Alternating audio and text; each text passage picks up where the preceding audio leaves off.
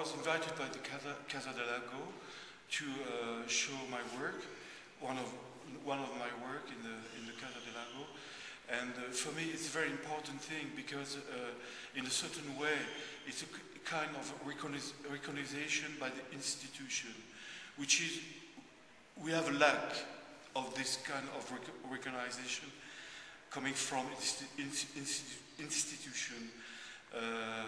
Not many institutions all over the world recognize our work like important work. A little bit in England, Great Britain, it's a little recognized. In France, it's absolutely not recognized.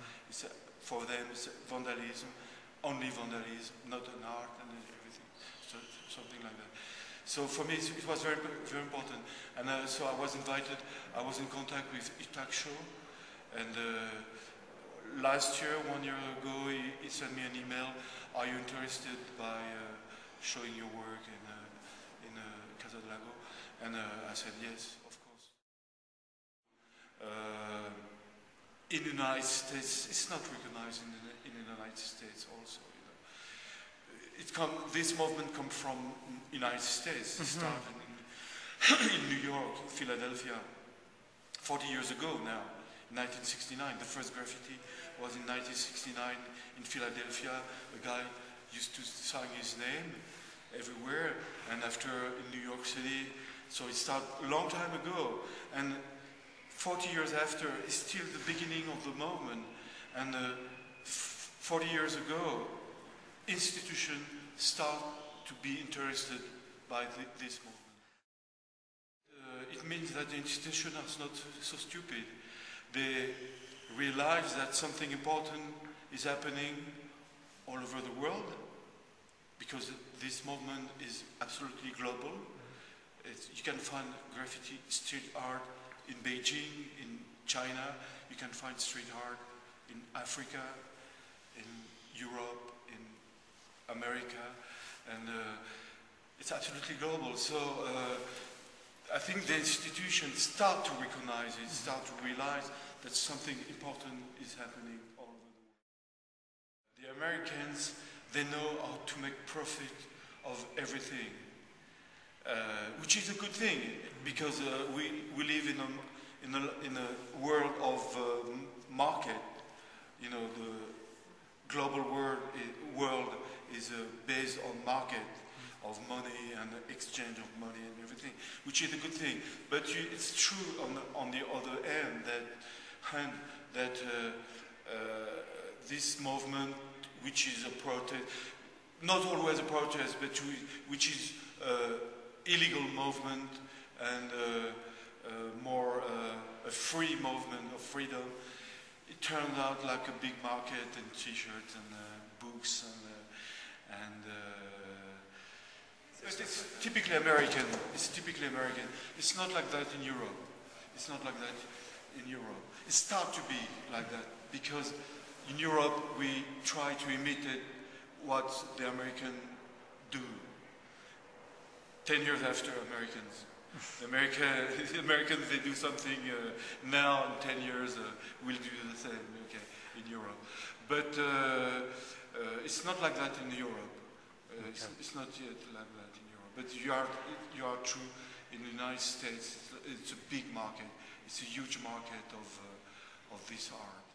I was living in Paris. I resided in Paris. I resided in the city, and in cities, the lack of identity is very important for the people. We have a big lack of identity. The anonymous. We are anonymous in the city. You can live all your life without to impose yourself or impose your work to the people, to show to the people your work or your personality, because you can. It's completely a lack of identity. So at that time, when I was young, I was seeking a kind of identity.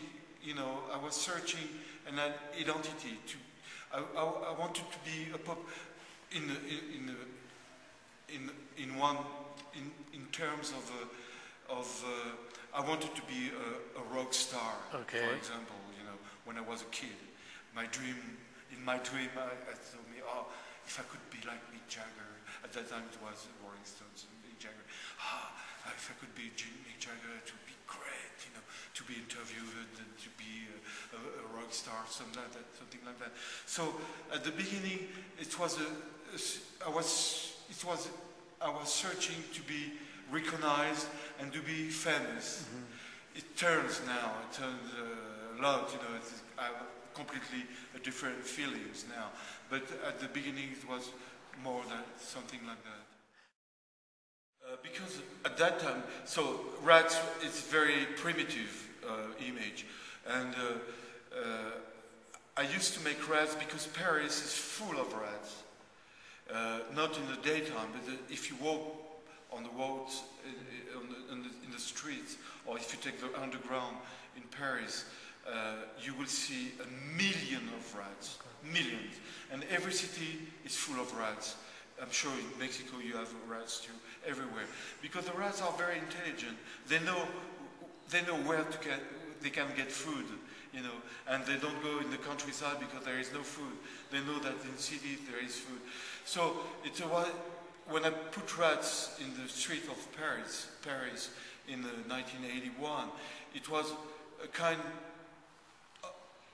It was a kind of to say to the people, a certain way to say to the people, oh, you are living like rats, and you know, you think that your city is beautiful, Paris. You think that Paris is the most beautiful city in the world, but look, the real city is full of rats. Your city is full of rats. Yeah. So don't